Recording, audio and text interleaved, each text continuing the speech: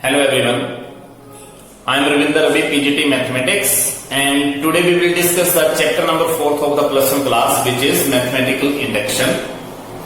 आज हम डिस्कस करने वाले हैं कि मैथमेटिकल इंडक्शन क्या है और मैथमेटिकल इंडक्शन को हम स्टेटमेंट में कैसे अप्लाई करेंगे और मैथमेटिकल इंडक्शन जो वो कहां पर अप्लाई होगा। तो सबसे मेन बात यह है कि मैथमेटिकल इंडक्शन प्लस 1 का एक 4th चैप्टर नहीं है।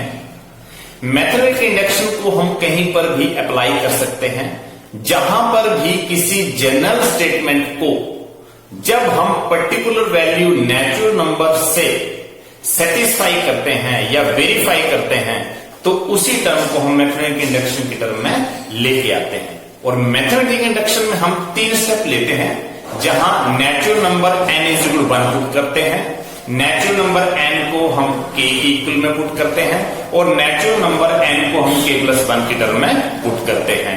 और अगर ये तीनों के तीनों स्टेटमेंट को सेटिस्फाई करते हैं तब हमारा मैथमेटिकल इंडक्शन जो है वो प्रूव हो जाता है।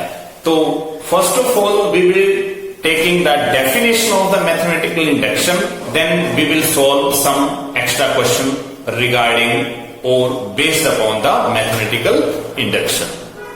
Now our first definition is induction. Induction means the process of drawing a valid general result from particular result is called the process of induction. मतलब हम किसी भी जनरल रिजल्ट को जब हम पर्टिकुलर रिजल्ट से प्रूव कर रहे हैं तो उसको हम प्रोसेस ऑफ इंडक्शन कह देंगे। फॉर एग्जाम्पल ये है कि जो स्टेटमेंट हमारे पास है P ऑफ n जो हमारे पास स्टेटमेंट है, जब है हम n की पर्टिकुलर वैल्यूज उसमें पुट करके उसको सेटिस्फाई करेंगे तो उसको हम प्रोसेस ऑफ इंडक्शन कह देंगे। और हमारी सेकेंड डेफिनेशन है principle of the mathematical induction and its short form is PMI. PMI means principle of mathematical induction and principle of mathematical induction को प्रूव करने के लिए हमारे पास जो स्टेपिंग है वो ये है, suppose P of n is a statement involving the natural number n. इसका मतलब ये है कि P of n जो है वो हमारे पास एक गिवन स्टेटमेंट है और उसमें जो n इन्वॉल्व है वो हमारे पास नेचुरल नंबर है। Such that first point P of n is true for n is equal to 1. इसका मतलब ये है कि जब हम उस स्टेटमेंट में P of n में इस n की वैल्यू को 1 ले लेंगे तो वो रिजल्ट जो है हमारे पास वो वेरीफाई रिजल्ट आना चाहिए। इसका मतलब वो रिजल्ट हमारे पास ट्रू आना चाहिए। सेकंड स्टेप में हम क्या करेंगे कि if P of n is true for n is equal to k where k is a positive integer, और सेकंड स्टेप में हम उसी स्टेटमेंट में P of n में n की वैल्यू को k पुट कर देंगे और ये एज्यूम कर लेंगे कि रिजल्ट जो है वो n is equal to k के लिए भी ट्रू है। और अगर ये n is equal to k के लिए रिजल्ट ट्रू है then imply that third step P of n is also true for n is equal to k plus 1. अगर ये result n is equal to k के लिए prove होता है तो डेफिनेटली n की वैल्यू को जब हम k plus 1 लेंगे तो भी ये रिजल्ट जो होंगे वो ट्रू रहेंगे। तो इस तरीके से PMI means principal of mathematical induction को प्रूव करने के लिए हमारे पास 3 स्टेपिंग है। फर्स्ट स्टेप में हम n की वैल्यू को 1 पुट कर रहे हैं, रिजल्ट ट्रू आना चाहिए। n की वैल्यू को सेकंड स्टेप में हम k पुट कर रहे हैं, रिजल्ट को हम एज्यूम करेंगे कि रिजल्ट ट्रू है और n की वैल्यू को हम फिर k प्लस 1 पुट करेंगे तब भी हमारे पास रिजल्ट जो है वो ट्रू आए। तो अगर ये तीनों के तीनों स्टेपिंग जो है वो वेरीफाई हो जाती है, प्रूव हो जाती है, रिजल्ट हमारे पास ट्रू आते हैं तो हमारा मैथमेटिकल इंडक्शन जो है वो प्रूव हो जाता है। इससे हमें principal of mathematical induction is completed. तो इसको सॉल्व करने के लिए, इसको अंडरस्टैंड करने के लिए हम कुछ एग्जांपल लेने जा रहे हैं जिससे आप लोगों को ये सारी चीज की क्लियरिटी हो जाएगी कि कैसे स्टेटमेंट में हम 1 पुट करेंगे, k पुट करेंगे और k प्लस 1 पुट करेंगे और मैथमेटिकल इंडक्शन को प्रूव करेंगे। Our first question is by using principle of mathematical induction prove that P of n, here is the statement P of n is equal to 1 raised to 3 plus 2 raised to 3 plus 3 raised to 3 plus up to so on n raised to 3 is equal to into n plus one upon two whole square for all n belongs to N. It means ये जो आप लोग sign देख रहे हो ये वाला, इसको हम बोलते हैं फॉर ऑल, फॉर ऑल। और ये n means natural number, natural number. और ये जो साइन आप लोग देख रहे हो ये है बिलोंग्स टू, बिलोंग्स टू। इसका मतलब ये है कि for all n belongs to capital N, capital N में एन मीन्स नेचुरल नंबर। इसका मतलब ये हो गया कि हम इस स्टेटमेंट को पी ऑफ एन ट्रीट कर रहे हैं और अब हम वन बाय वन इस स्टेटमेंट में 3 स्टेपिंग करेंगे। N is equal to 1, n is equal to k, n is equal to k plus 1। और तीनों के लिए अगर हमारे पास ये रिजल्ट ट्रू होते हैं तो हम ये मान लेंगे कि मैथमेटिकल इंडक्शन इस क्वेश्चन के लिए जो होगा वो ट्रू है, ट्रू आ जाएगा उस चीज का। तो इसका मतलब ये है कि सॉल्यूशन में लिखेंगे हम, first of all we have to write these 2 lines. We shall prove this statement means P of n। ये जो स्टेटमेंट हमारे पास गिवन है इसका left hand is equal to right hand हमें वेरीफाई करना कि दोनों इक्वल आ रहे हैं जब हम n की वैल्यूज को पुट कर रहे हैं। We shall prove this statement by using PMI, Principle of Mathematical Induction for all n belongs to capital N। मतलब n जो है वो कैपिटल N नेचुरल नंबर में बिलोंग कर रहा है, मतलब इस n की वैल्यू जो होगी वो सारी सारी नेचुरल होगी। तो हमारे पास जो फर्स्ट स्टेप है वो है स्टेप 1। स्टेप 1 में हम क्या करने वाले हैं कि put n is equal to 1, n की वैल्यू को हम 1 पुट कर रहे हैं। तो जैसे मैं n की वैल्यू को यहां पे 1 पुट करूंगा मेरे पास रिजल्ट आएगा P of 1। n is equal to 1 put करने का मतलब ये है कि n की वैल्यू 1, इसका मतलब वहां पे n टर्म में नहीं है। n means 1 means 1 term, only 1 term. तो ओनली 1 टर्म का मतलब क्या है कि 1 क्यूब। और इसको वेरीफाई करने के लिए, मतलब हमारे पास वैसे तो ये n टर्म्स हैं, लेफ्ट हैंड में हमारे पास n टर्म्स है यहां से लेकर यहां तक, लेकिन हम जब n की वैल्यू को 1 पुट कर रहे हैं, n की वैल्यू को 1 पुट करने का मतलब क्या है कि हम लास्ट टर्म में n की वैल्यू को 1 पुट करेंगे, लास्ट टर्म में n की वैल्यू को 1 पुट करेंगे। तो यहां से P of 1 का मतलब ये है कि लास्ट टर्म में हम n की वैल्यू को 1 पुट कर दिया और राइट हैंड साइड में भी जहां जहां n था वहां पे हमने 1 पुट कर दिया। यहां हम n raise to power 3, n raise of 3 का मतलब n की वैल्यू को हम 1 ले रहे हैं, 1 raise to power 3 is equal to 1 plus 1। यहां पे n की जगह 1, n plus 1 means 1 plus 1 upon 2 whole square. और इसको सोल्व करने पर 1 cube is equal to 1 plus 1 into 1 into 1 plus 1 means 2 upon 2 whole square. Now it can be as 1 raised to 3 means 1 is equal to 1 into 2 upon 2 whole square। It means 2 और 2 cancel करने के बाद 1 raised to power 2 1 is equal to 1 implies that left hand is equal to right hand side। It means result is true for n is equal to 1 where n belongs to capital n means n जो है वो natural number n में belong कर। n is equal to 1, n is equal to 1 का मतलब है कि first term हम इसको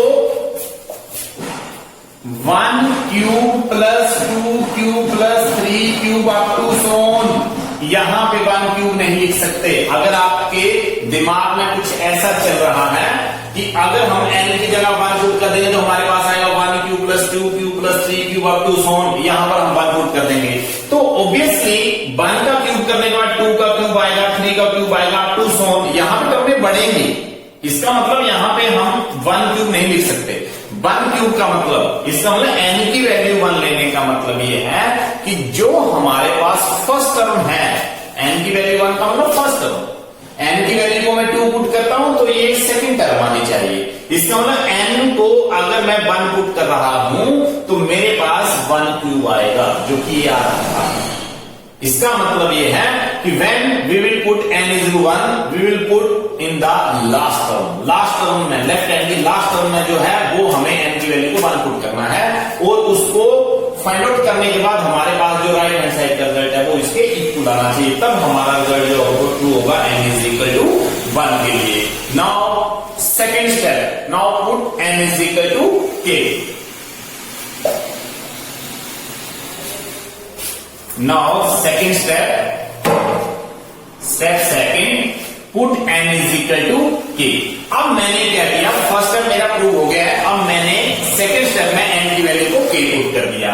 इंप्लाइज दैट जैसे मैं n की वैल्यू को k पुट करूंगा मेरे पास रिजल्ट्स आएंगे 1 cube, 2 cube, 3 cube up to so on k cube. क्यों? n की वैल्यू k लेने का मतलब ये है कि n की कोई पर्टिकुलर वैल्यू 1 से ज्यादा होगी, क्योंकि 1 तो हम पुट कर चुके। k की वैल्यू जो 1 से ज्यादा 1 2 3 4 5 6 7 अप टू सो मतलब 1 से ज्यादा रहेगी, कितनी भी वैल्यू हो सकती है। तो यहां पर k n की वैल्यू अगर मैं k की वैल्यू सपोज करो मैं 10 वैल्यू लेता हूं, k की वैल्यू मैं क्या ले रहा हूं 10, तो 10 n की वैल्यू 10 पुट करने से पहले मेरे पास 10 से पहले वाली सारी टर्में आएंगी।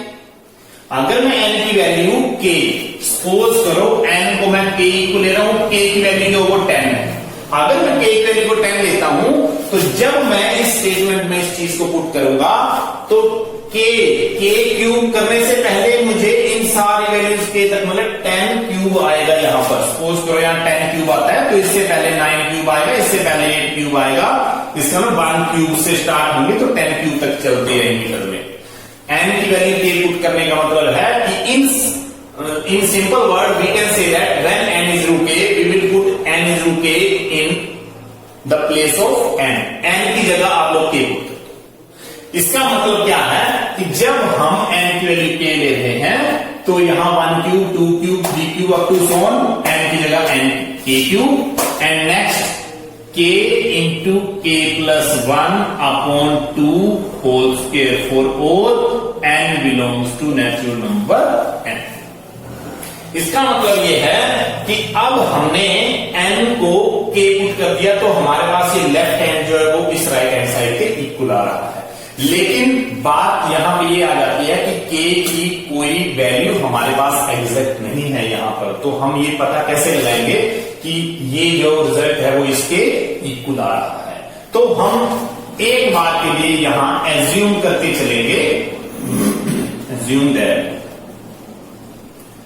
Result is true for n is equal to k for all n belongs to n। और इस इक्वेशन को फर्स्ट इक्वेशन ले लो, इस इक्वेशन को फर्स्ट इक्वेशन। मैंने मान लिया कि मेरा जो रिजल्ट है वो n is root k के लिए भी प्रूफ है, ये मैंने एज्यूम कर लिया। लेकिन अगर मैं इसको एज्यूम करके ये चल रहा हूं कि n की वैल्यू k लेने पर मेरा रिजल्ट ट्रू है, तो डेफिनेटली जब मैं नेक्स्ट स्टेप करने वाला हूं n is root k plus 1, तो डेफिनेटली अगर ये k के लिए प्रूव है तो k plus 1 के लिए भी ये रिजल्ट ट्रू होना चाहिए। तो अगर मेरा रिजल्ट k plus 1 के लिए ट्रू होता है तो ऑब्वियसली हमारी जो ये अजम्पशन है n is equal to k, वो इसका मतलब वो राइट होगी। नाउ स्टेप थर्ड में हमने करना है put n is equal to k plus 1। n की वैल्यू को मैंने k plus 1 लिया। अब यहां बात आती है कि अगर मैं n की वैल्यू को k पुट कर रहा था और 10, तो ऑब्वियसली जब n की वैल्यू को मैं k plus 1 पुट करने वाला हूं तो 10 plus 1 मतलब ये वैल्यू 11 आएगी। इसका मतलब ये है कि अगर मैं n की वैल्यू k सपोज करके k की 10 वैल्यू ले रहा था तो इसका मतलब n is equal to 10 इस स्टेटमेंट में फिर 10 टर्म्स थी, अगर k की वैल्यू में 10 ले रहा था। लेकिन नेक्स्ट स्टेप में k plus 1 n की वैल्यू में k plus 1 ले रहा हूं, तो इसका मतलब k की वैल्यू अगर 10 है तो k plus 1 मतलब 11 टर्म होंगी। तो इसका मतलब ये है कि इस स्टेटमेंट की मुझे 11 टर्म्स यहां पे लिखनी है। तो मैं लिखने वाला हूं 1 cube plus 2 cube 3 cube up to so on k cube plus k plus 1 cube. इसका मतलब ये हो गया कि पहले स्टेटमेंट में के टर्म्स थे, पहले स्टेटमेंट में के टर्म्स थे क्योंकि एन की वैल्यू में के ले रहा था। अब स्टेटमेंट में एन की जगह मुझे k प्लस 1 पुट करना है, एन की जगह मुझे k प्लस 1 पुट करना, तो डेफिनेटली एक टर्म और बढ़ जाएगी क्योंकि n इज टू k तक, तो यहां तक k क्यूब तक टर्में थी। जैसे मैं k प्लस 1 करूंगा n की जगह, तो ये k प्लस 1 की एक नेक्स्ट टर्म आ जाएगी। कहने का मतलब ये हो गया कि 1 cube plus 2 cube up to so on 10 cube तक आएगा क्योंकि k की वैल्यू 10 थी। फिर मैंने k प्लस 1 ले लिया, मतलब 11 क्यूब आ जाएगा। कहने का मतलब ये कि जब मैं n की वैल्यू k प्लस 1 ले रहा हूं तो मुझे टर्म में 11 तक चाहिए। इसका मतलब k की वैल्यू मैं 10 सपोज करके चल रहा हूं, तो इसका मतलब 1 cube 2 cube up to so on 10 cube plus 11 cube, तो यहां तक रिजल्ट आ गया। इसी तरीके से मुझे राइट हैंड साइड में भी चेंज करना है। यहां n की जगह मैं कर दूंगा k प्लस 1 और इस ब्रैकेट के लिए करूंगा k plus 1 plus 1 upon 2 whole square. मैंने जहां जहां पे मेरे पास n था वहां पे k प्लस 1 कर दिया, यहां पर भी k प्लस 1 कर दिया। यहां से मेरे पास जो रिजल्ट बनता है वो बनता है k प्लस 1 और यहां पर k प्लस 2 और यहां अपॉन में 2 और यहां बन जाएगा स्क्वायर। इसका मतलब ये है कि मेरे पास जो रिजल्ट है वो ये वाला रिजल्ट है, ये लेफ्ट हैंड साइड का रिजल्ट है। अब मैं इसको सोल्व करूंगा और मेरा जो रिजल्ट इसको सोल्व करके आना चाहिए वो ये राइट हैंड साइड वाला रिजल्ट आना चाहिए। अगर ये मेरा रिजल्ट सोल्व करके इस रिजल्ट के इक्वल आता है तो इसका मतलब मेरा क्वेश्चन जो है वो कंप्लीट हो जाएगा। फिर मेरा मैथमेटिकल इंडक्शन का जो क्वेश्चन है, मैथमेटिकल इंडक्शन, ये हमारा यहां पर कंप्लीट हो जाएगा। तो इस चीज को मैं आप लोगों को दोबारा ये चीज बता रहा हूं कि जब हम सेकेंड स्टेप में n की वैल्यू को k लेते हैं तो हम टर्म में k तक लिखते हैं, 1 से लेकर k तक लिखा और जहां जहां n था वहां पे मैंने k से रिप्लेस कर दिया। बोलने का मतलब ये, मतलब हम स्टेटमेंट में कोई चेंज नहीं ला रहे हैं, जहां n है वहां पे k लिख रहे हैं। लेकिन जहां मुझे थर्ड स्टेप की बात करनी है तो मैं थर्ड स्टेप में आप लोग को ये बता रहा हूं कि n की वैल्यू को k प्लस 1 लेना है। k प्लस 1 लेने का मतलब क्या है कि जो टर्म में k तक थी उसमें 1 टर्म और ऐड हो जाएगी। k प्लस 1 का मतलब next term. It means k तक तो टर्म में एज इट इज मेरे पास थी, लेकिन जब मैंने n की वैल्यू k प्लस 1 ली तो एक टर्म और ऐड हो गई इसमें, ये वाली टर्म k प्लस 1। और राइट हैंड साइड में जहां जहां पे हमारे पास n की वैल्यू है, जहां जहां n दिख रहा है आप लोगों को, वहां पे मैंने k प्लस 1 पुट कर दिया। अब मुझे इस लेफ्ट हैंड को सोल्व करना है और इस राइट हैंड साइड के इक्वल फाइंड आउट करना है। तो ये मेरा एक क्वेश्चन अब बन गया है। तो अब मैं इस क्वेश्चन को, इस लेफ्ट हैंड साइड को सोल्व करने वाला हूं। तो इस लेफ्ट हैंड को सोल्व करने का मतलब ये है कि सबसे पहले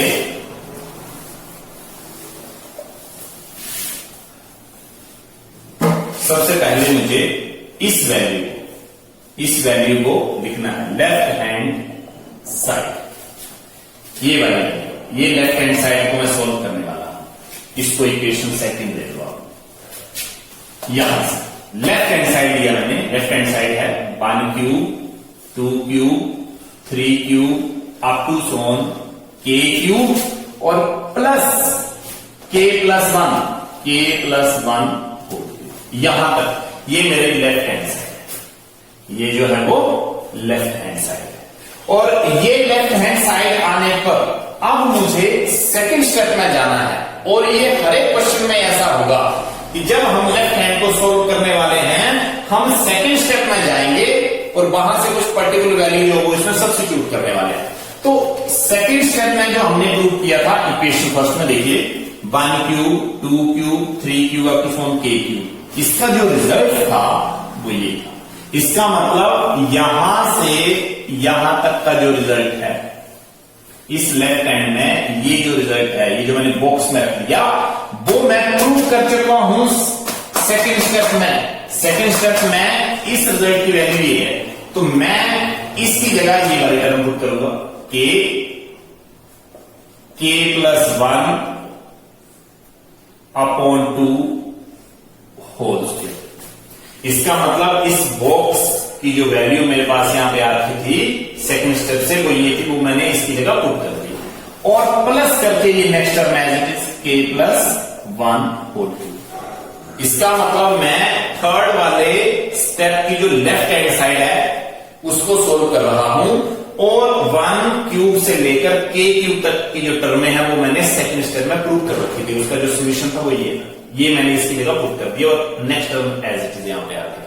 अब मैं इसको सोल्व करने वाला हूं। अब मैं इसको सोल्व करने का मतलब ये है, यहां से देखिए, इसको सोल्व करने का मतलब ये है कि यहां k square k plus 1 square upon 4 2 का स्क्वायर करेंगे और plus k plus 1 whole cube. इससे नेक्स्ट स्टेप में देखिए k plus 1 whole square k plus 1 whole cube, इसका मतलब k प्लस 1 होल स्क्वायर को कॉमन ले लेंगे, अंदर मेरे पास बचेगा k स्क्वायर अपॉन 4 क्योंकि k प्लस 1 होल स्क्वायर मैंने कॉमन ले लिया, k square upon 4 plus k plus 1 whole cube से मैंने k प्लस 1 होल स्क्वायर बाहर ले रखा है तो इसको k प्लस 1 एक फैक्टर मेरे पास यहां पे रह गया, is equal to k plus 1 whole square, k plus 1 whole square और यहां पर k स्क्वायर प्लस एलसीएम लेके 4k प्लस 4, ये मैंने इसका ले लिया एलसीएम, इस टर्म का मैंने ले लिया एलसीएम। अब इसी स्टेप को मैं यहां करने वाला हूं, left hand side is equal to,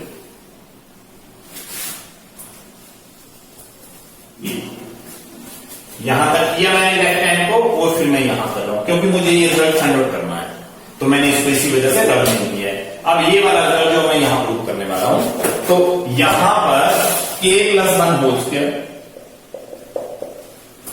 now factorization करेंगे, ये अपॉन में 4 है एज इट इज, यहां देखिए k square plus 4k plus 4, k square plus 2k plus 2k plus 4, middle term को स्प्लिट कर दिया मैंने, मेरे पास रिजल्ट आ गया k प्लस 1 होल स्क्वायर और यहां पर मेरे पास जो रिजल्ट है अपॉन में 4 और यहां k कॉमन लेके k प्लस 2 और यहां 2 कॉमन लेके k प्लस 2, यहां से k प्लस 1 होल स्क्वायर और यहां पे k plus 1 k plus 2 whole square, क्यों?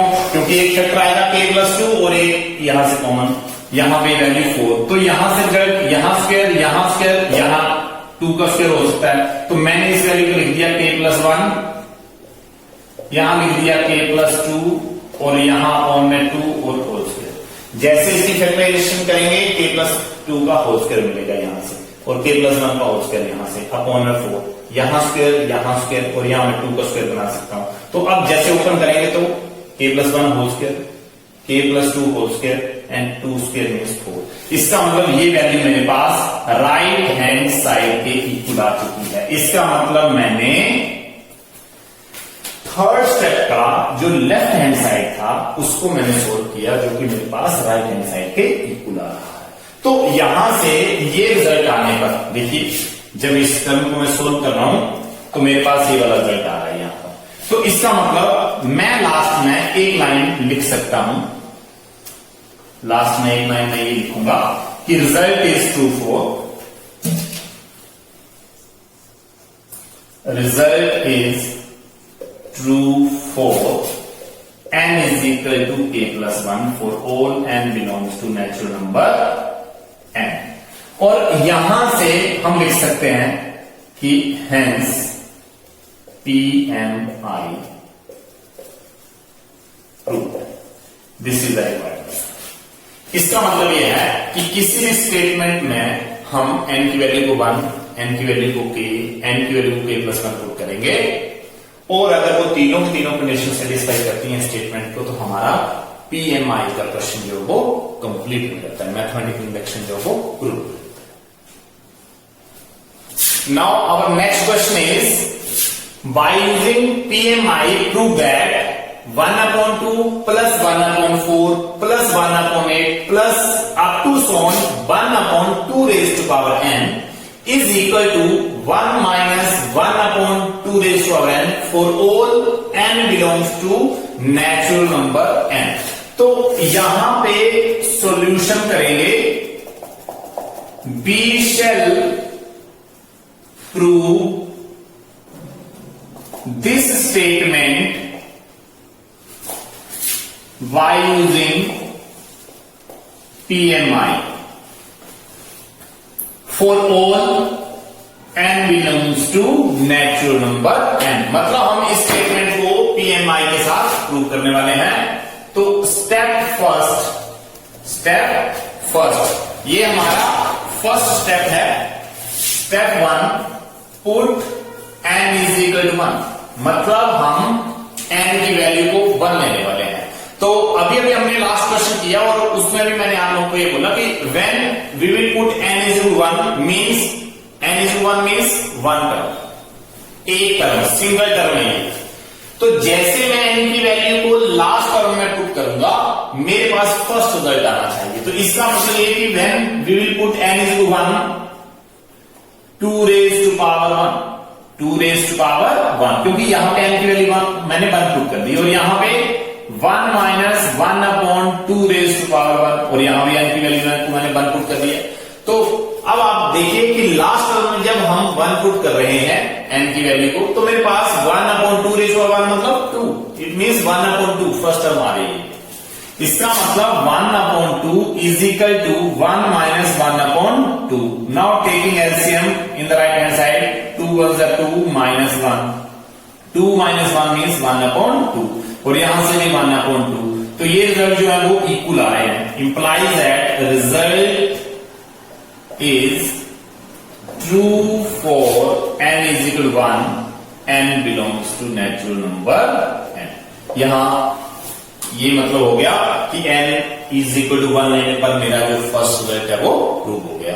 अब मुझे सेकंड स्टेप करना है और सेकंड स्टेप में मुझे n की वैल्यू को k पुट करना है।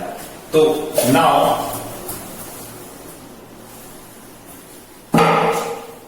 Step second put n is equal to k, और n की वैल्यू को k पुट करने का मतलब ये है कि we have to only replace n by k। मैं क्या करूंगा कि 1 upon 2 plus 1 upon 4 plus 1 upon 8 plus up to so on 1 upon 2 raise to power k, क्योंकि n की जगह k, और यहां पे 1 minus 1 upon 2 raise to power k। ये मेरे पास फर्स्ट इक्वेशन। मतलब मैंने क्या किया कि जहां जहां पे n था वहां पे मैंने k पुट कर दिया। ये रिजल्ट मेरे पास n is equal to k के लिए रिजल्ट ये। नाउ स्टेप थर्ड, यहां पे मैं ये प्रूव करके सॉरी एज्यूम करके चलूंगा कि मेरा ये जो रिजल्ट है n is equal to k के लिए वो ट्रू है। Assume result is true for n is equal to k where n belongs to natural number n। Now step third में हम क्या कर रहे थे कि n की वैल्यू को k प्लस 1 ले रहे थे। Put n is equal to k plus 1, और जैसे मैंने n की वैल्यू को k प्लस 1 लिया तो इसका मतलब जहां पे टर्म में n is equal to k term थी, अब मुझे k प्लस 1 टर्म मिलने वाले हैं। इसका मतलब जितनी टर्म मेरे पास है उससे एक टर्म और ऐड करके मैं चलूंगा यहां से। तो मेरे पास n is equal k plus 1 करने पर मेरे पास जो स्टेटमेंट है वो ये बन जाएगी 1 upon 2 plus 1 upon 4 plus 1 upon 8 plus up to so on 1 upon 2 raise to power k। क्योंकि n की वैल्यू को k लिया था तो ये टर्म एज इट इज यहां तक तो चलेगी, लेकिन इसमें k प्लस 1 वाली एक नई टर्म ऐड हो जाएगी, k प्लस 1 ये वाली टर्म ऐड हो जाएगी, और इसका राइट हैंड साइड जो है वो बनेगा 1 माइनस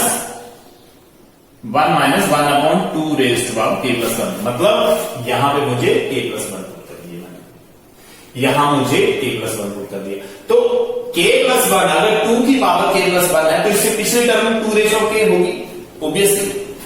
अब मुझे ये लेफ्ट हैंड साइड कंसीडर करना है और इसको सोल्व करना है जो कि इस राइट हैंड साइड के इक्वल आना चाहिए। तो मैं अब लिखूंगा left hand side is equal to 1 upon 2 1 upon 4 1 upon 8 up to so on 1 upon 2 raise to power k plus 1 upon 2 raise to power k plus 1। Is equal to 1/2 से लेकर 1/2 raise to power k।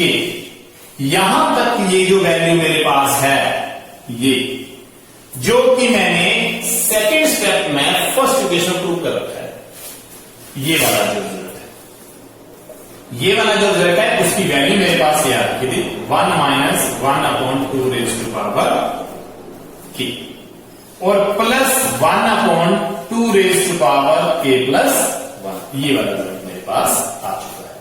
अब यहां से हम क्या करने वाले हैं कि 1 माइनस यहां 1/2 रेज़ टू पावर k और 1/2 raise to power k plus 1। तो मैं यहां से माइनस कॉमन ले रहा हूं, यहां से अंदर में लिखूंगा 1/2 रेज़ टू पावर k और minus 1/2 raise to power k plus 1। यहां से लिखिए 1 as it is minus into this minus 1/2 raise to k minus into minus plus और 1/2 रेज़ टू k प्लस 1। तो यहां से ये वाला रिजल्ट मेरे पास आ चुका है। अब मैं इस वाले रिजल्ट को सोल्व करने वाला हूं, इस वाले रिजल्ट को। तो मैं यहां कर रहा हूं अभी ये रिजल्ट, इस स्टेप के बाद मैं ये स्टेप यहां पे लिख रहा हूं। मैं लिख रहा हूं left hand side is equal to, ये वाला लेफ्ट हैंड साइड 1 माइनस यहां से लिखिए 1/2 raise to power k minus 1/2 raise to power k plus 1। अगर मैं इसको ब्रेक करता हूं तो मेरे पास 2 raise to power k into 2 आ जाता है, इसकी पावर 1। देखिए 2 raise to power k plus 1 को मैंने ब्रेक कर दिया 2 raise to power k into 2 raise to power 1। इसका मतलब 2 raise to power k plus 1 को मैं ब्रेक कर रहा हूं 2 raise to power k into 2 में। इसका बेस इक्वल होते हैं तो पावर ऐड हो जाती है, इसका k प्लस 1 हो जाएगा। इसका मतलब यह है कि 2 raise to power k plus 1 को मैं 2 raise to power k into 2 लिख सकता हूं। अब नेक्स्ट स्टेप में मैं 1 माइनस इसका मैं एलसीएम ले रहा हूं, तो एलसीएम में 2 रेज़ टू पावर k, ये और ये सेम फैक्टर है, इसका तो एक फैक्टर आ जाएगा और यहां पे इंटू 2। यहां से 2 रेज़ टू पावर k को 2 रेज़ टू पावर k से कैंसल 2 इंटू 1 माइनस यहां से 2 raise to power k into 2, 2 raise to power k into 2, यहां से कैंसल तो ओनली 1 रहेगा, कोई चेंज नहीं आया इसमें। नेक्स्ट स्टेप में 1 माइनस 2 माइनस 1, 2 माइनस 1 मतलब 1, 2 माइनस 1 मतलब 1 upon 2 raise to power k plus 1, 2 raise to power k plus 1। इसका मतलब क्या हो गया कि अगर मैं 2 raise to power k into 2 को 2 raise to power k plus 1 लिख सकता हूं यहां से, क्योंकि बेसिक को पावर ऐड होगी, तो मेरे पास ये वाला रिजल्ट आ गया यहां से। इसका मतलब ये कि इसको सोल्व करने के बाद मेरे पास एक रिजल्ट आता है जो कि राइट हैंड साइड के इक्वल है, जो कि राइट हैंड साइड के इक्वल है। तो इसका मतलब ये है कि जब मैंने ये लेफ्ट हैंड को सोल्व किया मेरे पास ये राइट हैंड साइड का रिजल्ट आना चाहिए था, जो कि ये आ चुका है। इस लेफ्ट हैंड को सोल्व करने के बाद ये राइट हैंड साइड का रिजल्ट आता है मेरे पास। इसका मतलब क्या है कि एट लास्ट हम लिख सकते हैं कि result is true for n is equal to k plus 1, n is to k plus 1 और आगे लिखेंगे हेंस प्रूव। इसका मतलब ये कि मैथमेटिकल इंडक्शन का ये क्वेश्चन भी हमारा कंप्लीट हो गया है, प्रूव हो गया है। Now our next question is by using the PM I prove that 1 plus 3/1, 1 plus 5/4, 1 plus 7/9 up to 1 plus 2n plus 1 upon n square is equal to n plus 1 whole square। अब यहां पे इस question में आप लोग देखेंगे कि सारी की सारी टर्में जो है वो प्रोडक्ट में दे रखी है, means this multiply this up to n terms is equal to n plus 1 whole square. इसका मतलब ये है कि ये टर्में आप एडिशन में नहीं है, लेकिन इसमें भी कोई प्रॉब्लम नहीं है, एज इट इज हम स्टेपिंग जैसे कर रहे हैं बाकी क्वेश्चन में, इसमें भी हम वैसे करेंगे। तो solution b shall prove this statement by using PMI। इस स्टेटमेंट को भी हम PMI के साथ प्रूव करने वाले हैं। तो स्टेप वन में क्या कर रहे हैं, put n is equal to 1, n की वैल्यू को हम 1 पुट करेंगे। और जैसा कि हमने लास्ट क्वेश्चन में भी किया था कि n की वैल्यू को हम लास्ट टर्म में पुट कर रहे हैं, n की वैल्यू 1 के हम लास्ट पुट कर रहे हैं, और लास्ट में ये टर्म पुट करने के बाद ये फर्स्ट टर्म की इक्वल आनी चाहिए। तो हम यहां पे क्या करेंगे, 1 प्लस 2 इंटू 1, यहां n की जगह 1 पुट कर दिया मैंने, और यहां n स्क्वायर मतलब 1 square is equal to 1 plus 1 whole square, यहां पे 1 प्लस 1 होल स्क्वायर। तो 1 प्लस 1 होल स्क्वायर मतलब ये 2 स्क्वायर आ गया यहां पर। लेफ्ट हैंड में देखिए 1 plus 2 into 1, 2 into 1, 2 into 1 means 2 plus 1 upon यहां पर 1 स्क्वायर मतलब 1। Now it can be written as 1 plus 2 plus 1, 3 upon 1, 3 upon 1 means 3 is equal to 2 whole square means 4, 1 plus 3 means 4 is equal to 4। इसका मतलब ये है कि 1 पुट करने पर हमारे पास जो रिजल्ट आ रहा है वो रिजल्ट जो है वो ट्रू हो रहा है। तो यहां से हम लिखेंगे कि result is true for n is equal to 1, n is equal to 1 के लिए रिजल्ट जो है वो ट्रू है, और n जो है वो नेचुरल नंबर में बिलोंग कर रहा है। और जैसा कि हमने लास्ट टर्म में जब n की वैल्यू को 1 पुट किया तो हमारे पास जो टर्म आई थी वो ये आई थी 1 प्लस 3, और यहां पे देखिए 1 plus 3 upon 1 means 3। It can be written as 1 plus 2 plus 1 upon 1 means 3 upon 1, ये वाली टर्म थी। तो यहां 1 से हमने इस रिजल्ट को प्रूव कर दिया है। अब हम सेकंड स्टेप में n की वैल्यू को k पुट करेंगे। तो जैसे हम n की वैल्यू को k पुट करने वाले हैं, हमारे पास आएगा now step second and put n is equal to k। और जैसे मुझे n की वैल्यू को k पुट करना है, मेरे पास रिजल्ट आएगा 1 plus 3 upon 1, 1 plus 5 upon 4, 1 plus 7 upon 9 up to so on 1 plus 2 raised to power k plus 1 और k square is equal to k plus 1 whole square। ये इक्वेशन सेकंड रख लेंगे हम। इसका मतलब ये है कि जब मैंने n की वैल्यू को k पुट कर दिया तो ये रिजल्ट मेरे पास जो है वो इस फॉर्म में आ जाएगा। इसका मतलब ये कि जहां जहां पे n था वहां पे मैंने k पुट कर दिया। अब मुझे यहां पे लिखना है कि assume result is true for n is equal to k where n belongs to natural number n।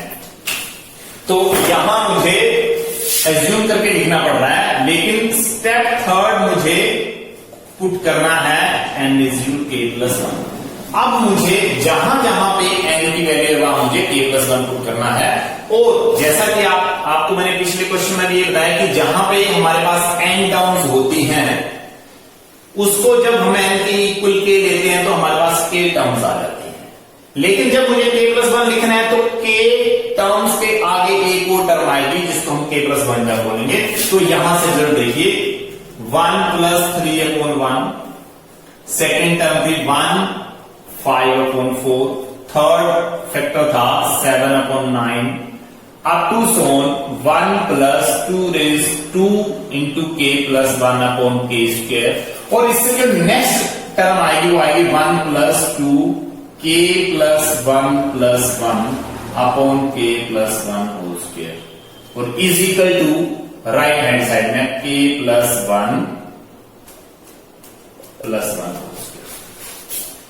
ये मुझे फाइंड आउट करना है। इसका मतलब क्या था कि k तक टर्म एज इट इज थी, इससे नेक्स्ट मुझे k plus 1 टर्म लिखनी थी, तो मैंने k की जगह k plus 1 यहां पे कर दिया। 2 into k था, 2 into k plus 1, k square था, k plus 1 whole square, और is equal to k n plus 1 का मतलब k plus 1 whole square था, उसकी जगह मैंने k plus 1 plus 1 कर दिया। तो ये जो रिजल्ट मुझे मिल रहे हैं ये k plus 2 whole square आ जाएगा। ये सोल्व करने के बाद k प्लस, क्योंकि k plus 1 plus 1 मतलब 1 plus 1 मतलब 2, k plus 2 whole square। यहां से देखिए आप लोग कि when we will put n is to k plus 1, जब हमने n की वैल्यू को k plus 1 पुट कर दिया तो हमारे पास रिजल्ट ये है। अब मैं इस लेफ्ट हैंड को सोल्व करूंगा, इस लेफ्ट हैंड साइड को, और मेरे पास रिजल्ट जो वो k+2 होल स्क्वायर आना चाहिए। तो मैं अब लिखूंगा left hand side is equal to 1 + 3/1, 1 + 5/4, 1 + 7/9 up to so on 1 + 2k+1 upon k square और into 1 + 2k+1 +1 upon k+1 whole square. तो यहां से देखिए आप लोग कि जब हम सेकंड स्टेप कर रहे थे तो सेकंड स्टेप में first factor multiply second multiply third up to सो के फैक्टर जो थे उनका मल्टीप्लिकेशन k+1 होल स्क्वायर है। तो इसका मतलब यहां से लेकर यहां तक का जो रिजल्ट है प्रोडक्ट का, जो मैंने सेकंड स्टेप में फाइंड करके रखा है, जो कि k+1 होल स्क्वायर के इक्वल आया है, ये k+1 होल स्क्वायर के इक्वल आ रहा है। और इसके इनटू में रिजल्ट आ जाएगा 1 प्लस, यहां से सोल्व करेंगे 2k + 2 + 1, इसको ये रिजल्ट आएगा 2k + 3 upon k+1 whole square. यहां से देखिए, फिर से देखिए 1 as it is plus as it is 2k, ये 2k लिख दिया मैंने, और 2 × 1 2 + 1 मतलब 3। तो यहां से जो रिजल्ट एक बन गया वो k+1 होल स्क्वायर, और यहां से एलसीएम लेने के बाद जो रिजल्ट बन रहा है वो k+1 होल स्क्वायर, और यहां से k+1 होल स्क्वायर, क्योंकि इसको 1 के साथ मल्टीप्लाई होगा, और प्लस 2k + 3।